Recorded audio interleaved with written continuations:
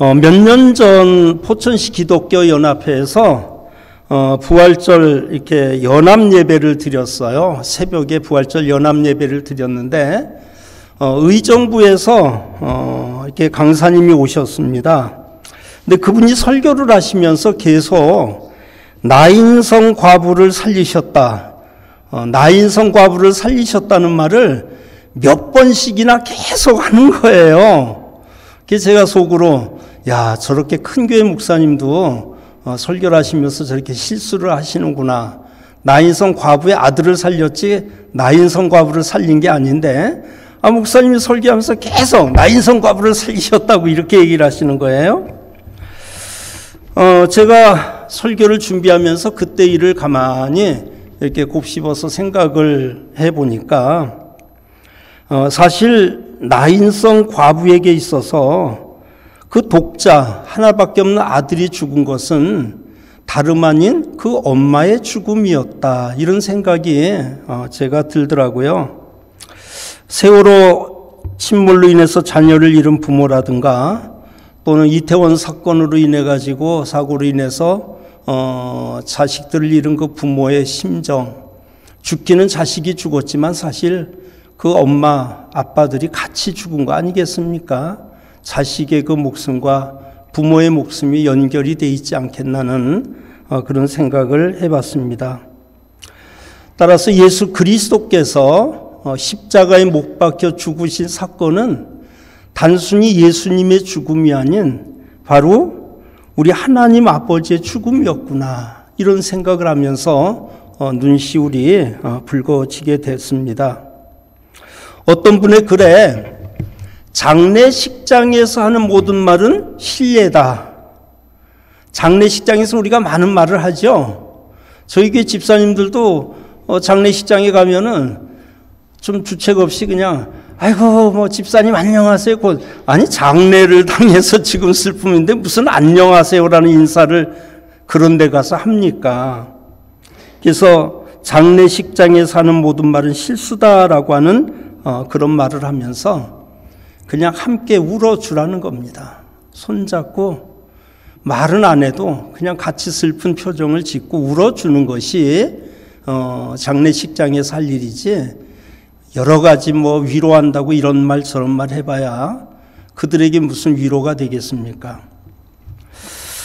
튀르키예 지진이라든가 또는 우크라이나 전쟁으로 인해서 수많은 죽어간 사람들, 나인성 과부의 아들처럼 다시 살아나는 기적이 그들에게는 일어나지 않았죠. 그러나 나는 부활이요 생명이니 나를 믿는 자는 죽어도 살겠고 살아서 믿는 자는 영원히 죽지 아니하리라고 하는 주님의 말씀대로 이미 수많은 영혼들이 주님 품에서 안식할 것이라고 믿고 있습니다.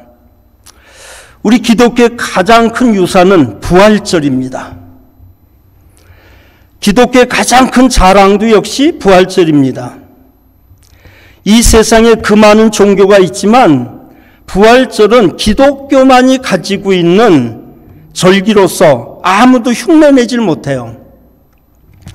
여러분 요즘 뭐 불교 방송 무슨 뭐 또 원불교 방송 별 방송이 다 있어요. 근데 가끔 이렇게 틀어보면은 꼭 교회에서 예배 드리는 것 같이 그 사람들도 합니다. 새벽 묵상, 뭐 새벽 예불도 드리고 말이죠. 솔직히 어떤 그 불교 신자가 그런 얘기를 했어요. 그 굉장히 큰 책임을 맡고 있는 분이었는데 우리는 기독교를 많은 모방을 합니다. 그래요. 교회가 하는 행사들 이런 거를 자기네들도 눈여겨봤다가 이름만 바꿔가지고 다 따라한다는 거야. 그래서 교회가 하는 새벽기도 그들도 하고요. 뭐 찬양대 그들도 하고요. 또 뭐 성경학교 그 사람들도 불경학교 그래가지고 하고요. 신방 우리처럼 신방하고요. 다 따라합니다. 그런데 이방 종교가 따라하지 못하는 한 가지가 있어요. 그게 뭡니까? 바로 부활절이에요. 다른 건 다 교회 비슷하게 다 따라해요. 그런데 부활절은 따라할 수 없어요. 부활절은 오직 기독교만이 가지고 있는 유일한 자산이기 때문인 겁니다. 부활절은 인위적으로 흉내낸다든가 만들어낼 수 있는 절기가 아니기 때문이죠. 자, 오늘 본문 말씀에 어찌하여 살아있는 자를 죽은 자 가운데서 찾느냐? 그가 여기 계시지 않고 살아나셨느니라. 오늘 천사를 통해서 선언된 말씀이 바로 그겁니다. 왜 산 자를 죽은 자 가운데서 찾느냐? 그가 죽지 않고 살아났다라고 하는 것이 기독교 진리예요. 그 어떤 종교가 죽은 자가 살아났다라고 말하는 종교가 어디 있습니까? 유일하게 기독교만이 그 말을 할 수 있는 겁니다. 그리스도는 이 땅을 거쳐간 수많은 영웅 호걸 중 뛰어난 한 사람이 아니고 성경대로 우리를 위해서 죽으시고 성경대로 우리를 위해서 다시 살아나셔서 부활의 첫 열매가 되셨고 수많은 제자들에게 당신이 살아계신 것을 친히 보여주신 분이셨습니다. 많은 사람들은 예수 그리스도에 대해서 알거나 말을 합니다. 그런데 그들이 알고 있는 예수 그리스도는 십자가의 처형을 받고 죽으신 예수만을 알고 있는 겁니다. 뭐 훌륭한 일을 했다. 뭐 좋은 말을 우리에게 남겨줬다. 이런저런 많은 이유를 가지고 이야기를 하는데 훌륭한 위인 중에서 그래서 예수 그리스도도 뭐 4대 성인이니 무슨 몇 대 성인이냐고 예수님을 자기들 딴에는 한껏 높이 올려줘 가지고 뭐 공자 맹자 뭐 석가 무슨 마호멧 예수하고 그 반열에다가 올려주는 걸로서 그들은 굉장한 일을 했다라고 생각을 하려는지 모르지만 여러분 우리 주님은 그들하고 같이 이렇게 견줄 뿐이 아닙니다. 왜요? 그분은 살아계신 분이기 때문입니다. 예수 그리스도는 죽은 자들과 함께 계실 분이 아니라고 하는 겁니다. 그분은 죽은 자와 산 자를 심판하실 분으로서 지금도 살아계셔서 하나님 보좌 우편에 앉아 계신 바로 부활하신 예수 그리스도이기 때문인 겁니다. 오늘 부활절을 맞이해서 여러분이 뭐 며칠 동안 또 부활절에 관한 말씀을 계속 들었겠습니다만 오늘 우리는 예수님의 부활이 과연 우리에게 어떤 의미가 있을까 이런 부분에 대해서 한번 말씀을 나누겠습니다. 먼저 예수님의 부활하심으로 예수님께서 우리의 구주가 되셨다라는 겁니다. 얼마나 많은 사람이 이 땅에 지나갔습니까? 훌륭한 사람들 또 신이라 칭하는 이들도 있었습니다. 그러나 오직 우리의 참된 구세주는 예수 그리스도 한 분뿐입니다. 예수밖에는 다른 구원자가 있을 수가 없어요. 고린도전서 8장 5절 6절 비록 하늘에나 땅에나 신이라 칭하는 자가 있어 많은 신과 많은 주가 있으나 그러나 우리에게는 한 하나님 곧 아버지가 계시니 만물이 그에게서 났고 우리도 그를 위하여 또한 한 주 예수 그리스도께서 계시니 만물이 그로 말미암고 우리도 그로 말미암았느니라 그랬고요. 사도행전 4장 12절에는 다른 이로서는 구원을 얻을 수 없나니 천하 인간의 구원을 얻을 만한 다른 이름을 우리에게 주신 일이 있다 없다? 없다예요. 예수밖에는 구원받을 만한 다른 이름을 우리에게 주신 일이 없다는 겁니다. 그렇다면 어떻게 예수님만이 우리의 참 구주가 되실 수 있느냐? 이유가 있겠죠? 첫째는 우리의 죄를 위해서 죽으셨기 때문인 겁니다. 이 땅에 많은 영웅들, 많은 교주들, 많은 훌륭한 영웅들이 지나갔지만 그들 중에서 우리를 위해서 죽은 자가 없어요. 저와 여러분의 죄를 위해서 죽은 자는 아무도 없습니다. 유일하게 예수 그리스도 그분만이 죄 없으신 분으로서 저와 여러분의 죄를 대속하려고 죽으셨다는 거예요. 로마서 5장 6절, 우리가 아직 연약할 때에 기약대로 그리스도께서 경건치 않은 자를 위하여 죽으셨도다.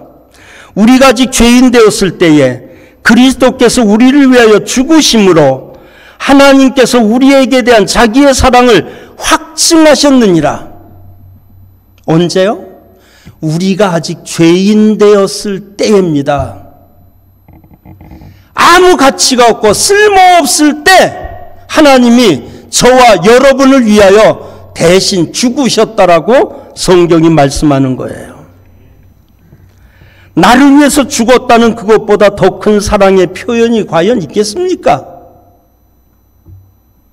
저를 위해서 죽고 여러분을 위해서 죽으셨어요. 그것보다 더 큰 사랑이 어디 있겠습니까? 또 우리 주님께서는 우리 죄를 위해서 당신의 피로 값주고 우리를 사셨다라고 말합니다. 구속했다라고 그러죠. 구속. 사셨다는 거예요. 죄에 팔려가는 우리를 당신의 피로 값을 치르고 그 대신 우리를 샀다라고 성경은 말씀을 하고 있습니다. 사도행전 20장 28절, 성령이 저들 가운데 너희로 감독자를 삼고 하나님이 자기 피로 사신 교회를 치게 하셨느니라 그랬습니다. 여기 주목할 말씀이 있어요. 하나님이 자기 피로 우리를 사셨대요. 예수님이 피 흘려 우리를 사셨잖아요. 근데 사도행전 저자는 예수님이 흘린 피를 가리켜서 하나님의 피로 우리를 샀다라고 말합니다. 제가 서두에서 나인성 과부 얘기를 했죠. 그 아들의 죽음은 곧 그 엄마의 죽음이었다. 우리 주님께서 십자가에 못 박혀 죽으실 때 하나님께서는 저 먼 보좌에서 아이고 내 아들 잘 죽는구나 하고 쳐다보고 있었겠습니까? 이런 성경에 보면 예수님께서 십자가에 못 박혀 죽으실 때요, 어떤 현상이 일어났어요. 해가 빛을 잃고 막 그냥 여기저기서 천재지변이 일어났습니다. 막 땅이 갈라지고 무덤이 막 터지고 말이죠. 어떤 신학자는 그 상황에 대해서 이런 표현을 했어요. 우주를 운행하시던 하나님께서 당신의 아들이 죽는 것을 참아 볼 수가 없어서 그 손으로 얼굴을 가리셨다. 우주를 운행하던 손을 잠시나마 당신의 아들이 그 절규를 외치면서 죽는 그 광경을 보실 수가 없어서 우주를 운행하던 그 손을 가지고 얼굴을 가리셨다. 그래서 세상이 캄캄해지고 막 옥문이 터지고 지진이 나고 난리가 났던 것이라고 그렇게 표현하는 분이 있는데 아마 틀린 표현이 아닐 겁니다. 그래서 그리스도의 피로 값주고 사신 것을 성경은 하나님의 피로 값주고 샀다라고 그렇게 표현을 하고 있어요. 베드로전서 1장 18절, 너희가 알거니와 너희 조상의 유전한 망령된 행실에서 구속된 것은 은이나 금같이 없어질 것으로 한 것이 아니오 오직 흠없고 점없는 어린 양 같은 그리스도의 보배로운 피로 한 것이니라.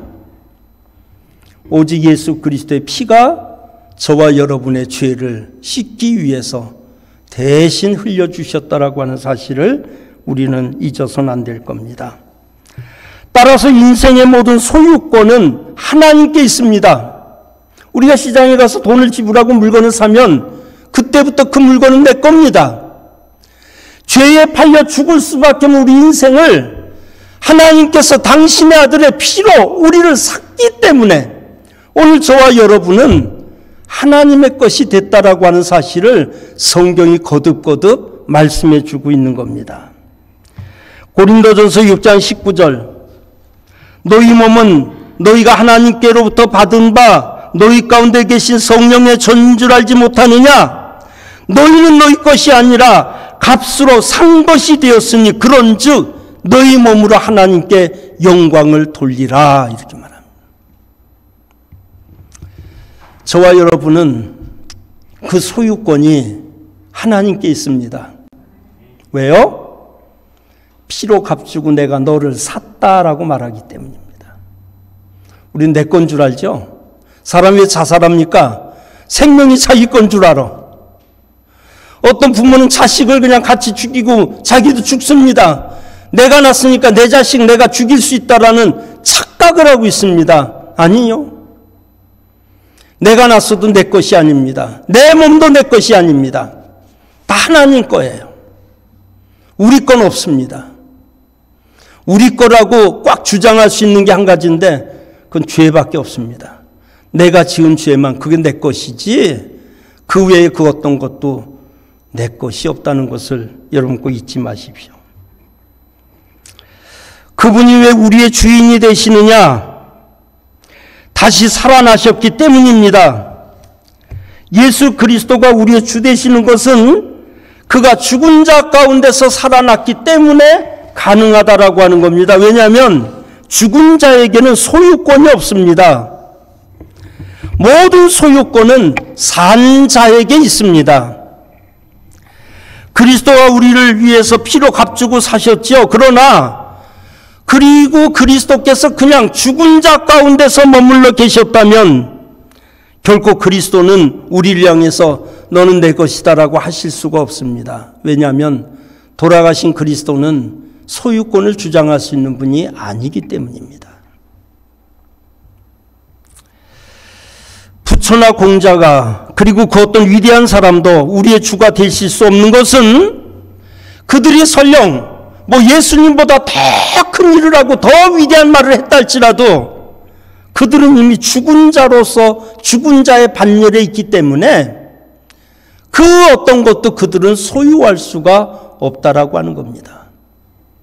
오직 예수만이 살아계시길래 그분이 우리를 위해서 우리를 향해서 너는 내 것이다 라고 말씀하시는 거예요.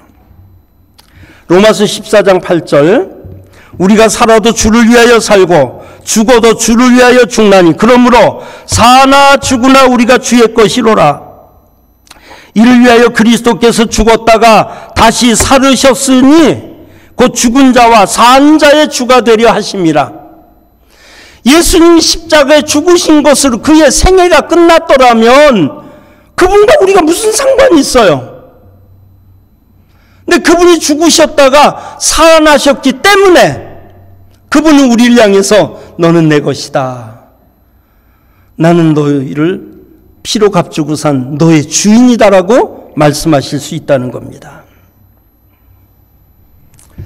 우리는 지금도 살아계셔서 우리를 도와주시고 역사하시는 주를 믿습니다. 그리고 그분은 지금도 우리와 동행해 주십니다. 부활하신 예수님이 처음 제자들에게 확인시켜 주신 것은 주님께서 저들과 함께 하신다는 것을 보여주시기 위해서였습니다. 우리가 아는들이 예수님은 이 땅에 오실 때 임마누엘의 주님으로 오셨어요. 우리가 아는들이 예수님 나실 때 예언자가 이렇게 말합니다. 보라 처녀가 잉태 아들을 낳을 것이요 이름을 임마누엘이라 하리라. 이를 번역한 즉 하나님이 우리와 함께 하심이라 그랬습니다. 우리하고 함께하기 위해서 오신 예수님께서 십자가에 못 박혀 죽으신 것으로 끝났다면 더 이상 우리와 함께 하실 수가 없잖아요. 근데 그분이 다시 살아나셨기 때문에 그분은 우리와 함께 임마누엘 함께 하시는 주님이 되셨다는 것을 말씀해 주고 있습니다. 예수님 십자가에 못 박히고 나서 제자들이 뿔뿔이 흩어졌어요. 참 예수님 왕이 될 줄 알았는데 몇 주만 그냥 일주일 전만 해도 막 호산나 그냥 종려가지를 흔들고 막 사람들이 길가에 그냥 옷을 깔고 그럴 때 제자들 신났었어요. 드디어 우리 예수님 왕이 되는가 보다. 그럼 난 우의정해야지, 난 좌의정해야지. 저마다 계산하면서 그냥 참 좋아했어요. 근데 불과 며칠 안 돼가지고 사태가 완전히 뒤바뀌어서 예수님이 체포되시더니 재판을 받으시더니 한마디 한 것도 못하시고 그냥 십자가에 못 박혀 죽으셨어요.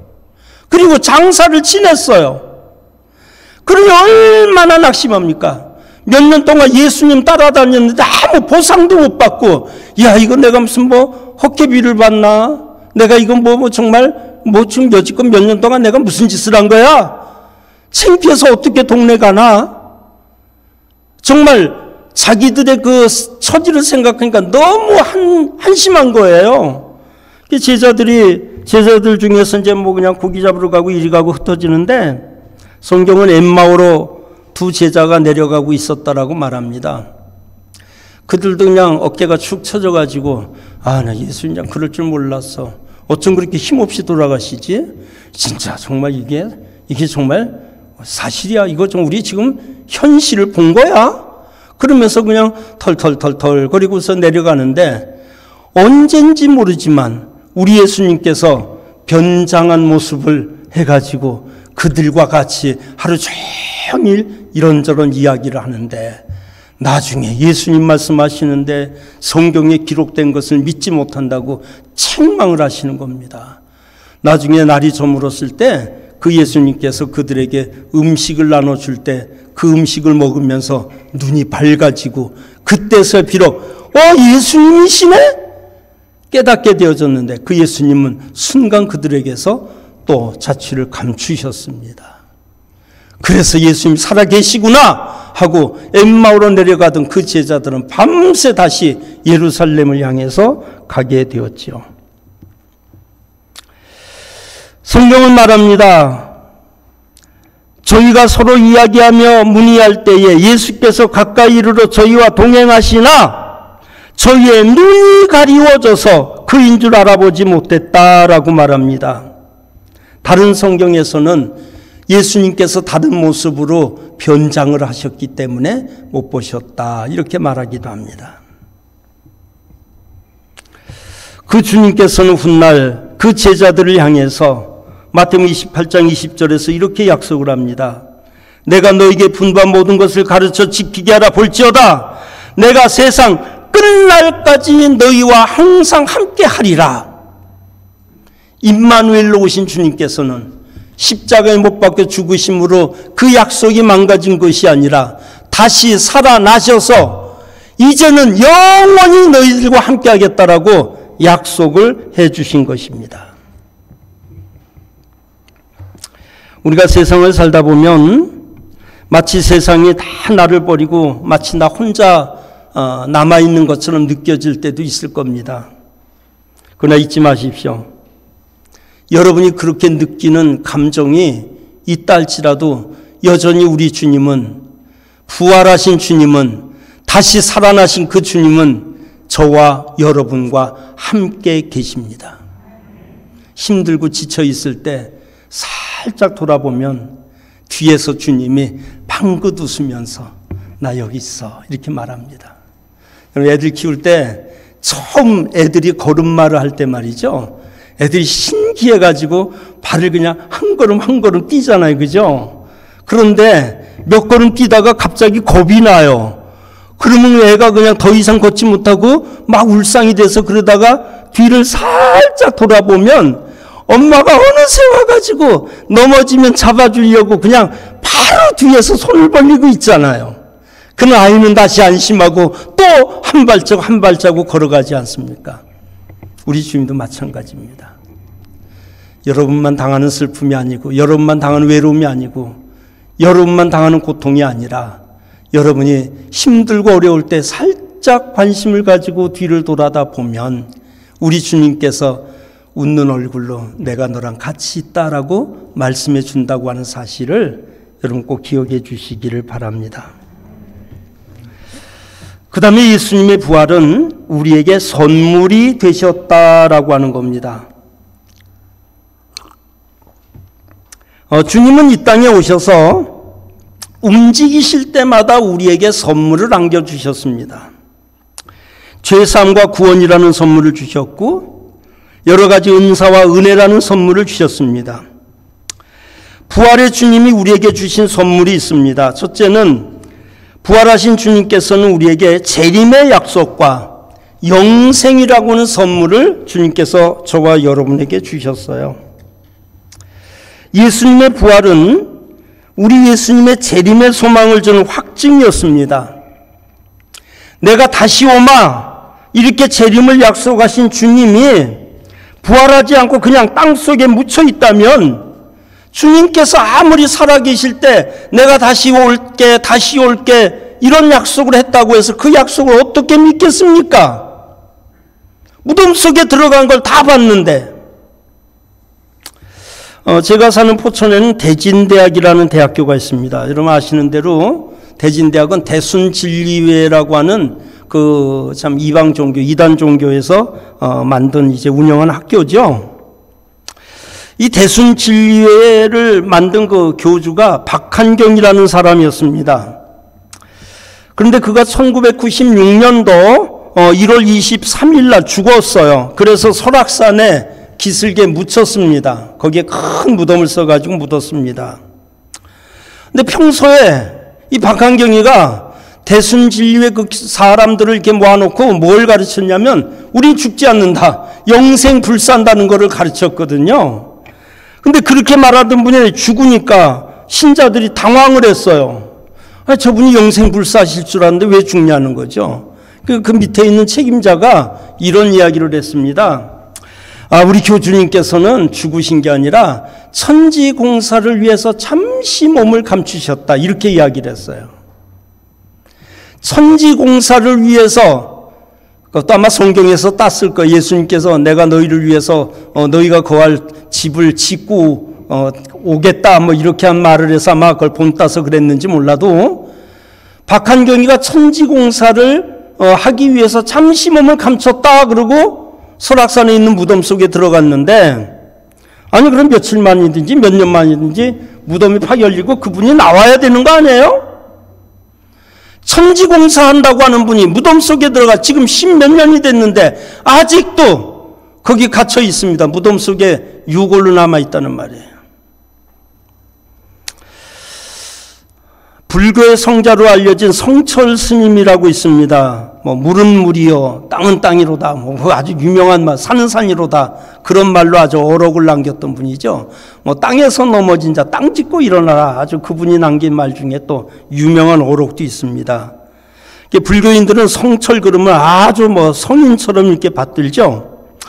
근데 그가 조계종으로 있던 1987년 부처님 오신 날 법어에서 사탄이여 어서 오십시오. 나는 당신을 존경하며 예배합니다. 당신은 본래 부처입니다라는 그런 법어를 남겼습니다. 그 뜻이 뭔지도 모르고 그냥 불교 신자들은 우리 스님께서 이런 말씀하셨다고 그걸 또 왜요? 그가 죽기 전에 말이죠. 남긴 큰 도적이라고 하는 글이 있습니다. 여러분 인터넷 검색을 해보면 성철 스님의 유언 그러면 다 이 말이 나옵니다. 조선일보 1987년 4월 23일 날 7면에 나오는 이야기였는데요. 그는 거기서 이런 글을 남겼습니다.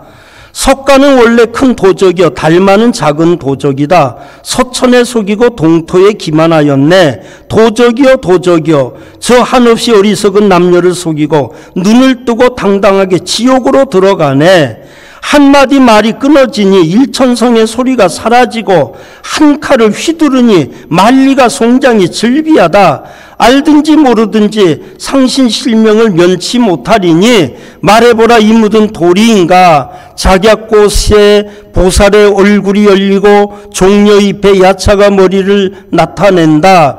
목 위에 무게가 7근이요 발밑에 지옥은 괴로움이 끝없도다. 석가와 미타는 뜨거운 구리 쇳물을 마시고 가섭과 아나는 무쇠를 먹는다.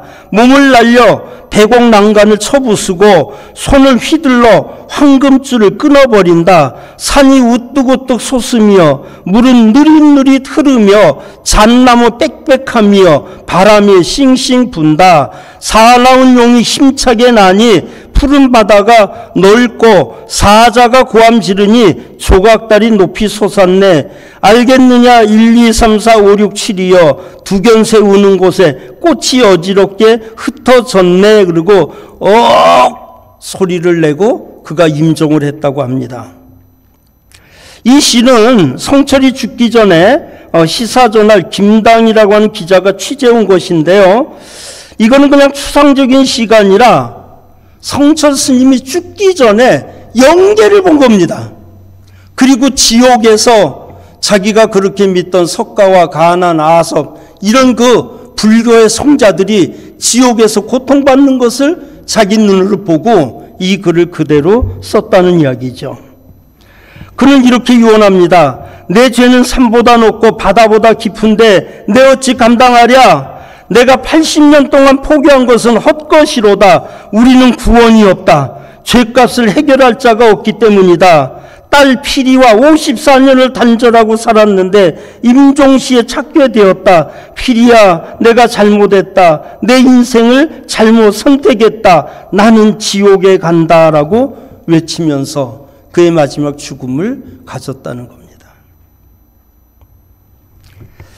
그러나 예수 그리스도는 죽은 자 가운데서 부활하셨어요.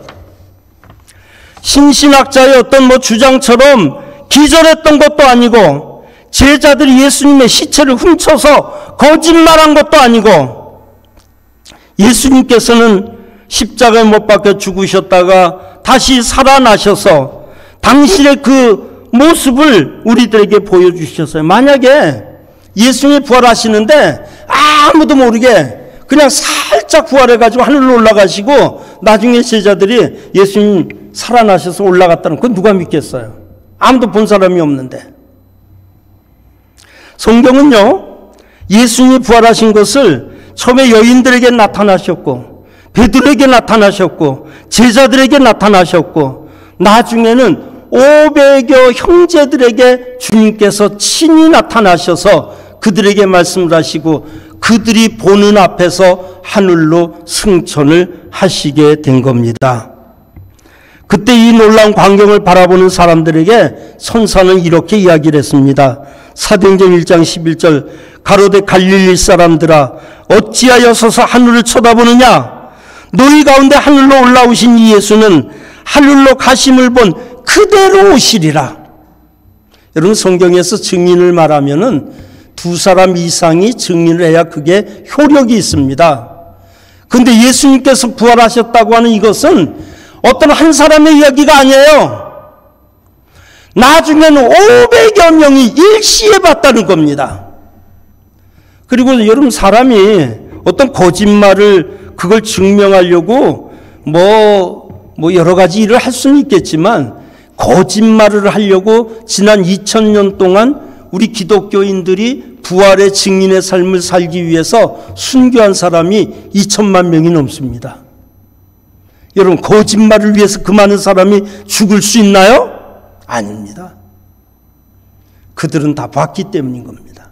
확신하기 때문인 것입니다. 우리 부활하신 주님께서는 상급을 우리들에게 약속하셨는데 소망이라고 하는 상급, 그것을 우리에게 주셨습니다. 누가 생전에 이것저것 약속을 해도 어느 날 갑자기 죽으면 그 약속은 물거품이 됩니다. 주님도 제자들에게 약속을 하셨어요. 이런저런 약속 다 하셨죠. 근데 주님께서 십자가에 못 박혀 죽으심으로 그것이 끝났다고 하면은 예수님이 무슨 약속한 게 뭔 소용이 있어요? 금멸류관 주겠다, 같이 왕노릇 하겠다, 별 약속을 다 했다 할지라도 만약에 예수님이 죽은 자 가운데 있다고 하면은 그 약속은 아무런 의미가 없어요. 주님이 다시 살아나셨기 때문에 그 약속은 우리들에게 지금도 유효한 약속이 되어졌다라고 하는 겁니다. 주님의 부활은 그의 상급을 바라고 믿는 모든 자들에게 소망을 준다는 것을 잊지 마십시오. 계시록 22장 12절 보라 내가 속히 오리니 내가 줄 상이 있어 각 사람의 그의 일한 대로 갚아주리라 라고 말합니다. 사랑하는 여러분, 우리가 이 땅에 태어나서 예수 그리스도를 믿는 하나님의 백성이 된 것보다 더 큰 축복이 어디 있겠습니까? 요즘 그 TV 프로그램을 보면 아주 오지의 말이죠. 너무 가난하고 너무 어렵게 사는 분들 그런 기록들을 참 많이 보여주는데 어제 저 뭐 티베트 그냥 그 참하고도 그 꼭대기에서 그냥 말에다가 뭐 소금 씻고 무슨 뭐 버섯을 씻고 이렇게 가면서 그거 하나 팔기 위해 가지고 죽을 고생하면서 비탈길을 다니는 그걸 보면서 여보, 당신하고 내가 저기 안 태어난 게 정말 다행이야. 여러분 그런 생각 안 해보셔요? 그런데 태어나가지고 예수도 알지 못하고 그냥 그냥 이방신에게 빌고 그렇게 사는 인생이 됐다면 얼마나 허무하겠습니까? 근데 정말 감사한 것은 복음이 자유로운 시대에 예수를 믿을 수 있는 이때에 건전한 교단에서 여러분이 바르게 신앙생활하고 있는 것보다 큰 복은 없습니다. 여러분 복 받으신 분들입니다. 옆에 분에게 말합시다. 복 받은 사람입니다. 예, 그 복을 누리셔야 됩니다. 성경은 예수 그리스도께서 부활하신 것을 부활의 첫 열매라고 언급하고 있습니다. 고린도서 15장 19절에 보면 만일 그리스도 안에서 우리의 바라는 것이 다만 이 생뿐이면 모든 사람 가운데 우리가 더욱 불쌍한 자리라. 그러나 이제 그리스도께서 죽은 자 가운데 다시 살아 잠자는 자들의 첫 열매가 되셨다라고 말합니다. 예수님께서 부활의 첫 열매가 되셨다면 그 뒤에 다음 열매들은 바로 저와 여러분인 것입니다. 우리 주님께서 우리의 최후 승리를 약속해 주셨어요. 부활의 증표를 가진, 부활의 신앙을 가진 자가 최후 승자가 된다라고 말씀하기 때문인 겁니다. 왜냐하면 예수님의 부활은 그분 한 분의 부활에서 멈추는 것이 아니라 그분이 부활하시면서 부활의 첫 열매가 되셨기 때문에 예수 그리스도를 믿고 따르는 자들에게는 똑같은 부활의 영광이 주어집니다. 예수님의 부활은 바로 저와 여러분의 부활입니다. 그분의 승리는 바로 저와 여러분의 승리가 되는 것입니다. 우리는 힘이 없어요. 우리는 약해요. 그러나 나와 함께 계신 그분은 강하신 분입니다. 그분은 능력자십니다.